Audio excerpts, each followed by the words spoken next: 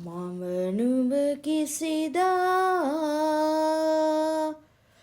අත් නොහරින්නෙමි නුඹ මා තුල සදා රඳවා ගන්නෙමි ඔබ පසුපස මා සැමදා එන්නෙමි ඔබ අසලින්ම මා සදා රැඳෙන්නෙමි.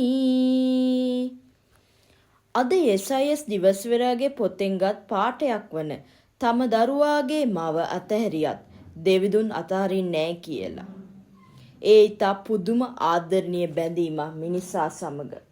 දෙවිඳුන්ට තිබ්බ අප කරන පාපය නිසා අපව අතහැර දමන්න. එහෙම නෑ.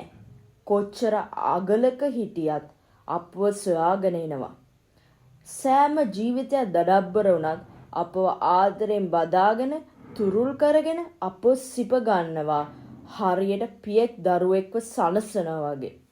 ඒ ආදරේ කොච්චර අසීමිතයද? ආදරේ දෙවිඳුන්ගේ විතරක් අත්දකින්න පුළුවන්. ඔවුන්වහන්සේ අපට යම් බලාපොරොත්තුව සඳහා නෙමෙයි ආදරය කරන්නේ. ඒ ආදරේ අපත් අන් අය සමග බෙදාගත යුතුය. අප දරුවෙක්, පියෙක්, මවක් වේවා. අපි පරත්‍රාගිය යුතු ආදරය කළ යුතුය. අද ශුද්ධෝ සුවිශේෂය කරගෙන යනවා. පුත්‍රයා වන ජේසුතුමා හඳුනන කෙනා දෙවිඳුන් හඳුන්වනවා කියලා. ඒක ඇත්ත. බලන්න දෙවිඳු අපට තම පුත්‍රය එවා අපට ගැලවීම දුන්නා.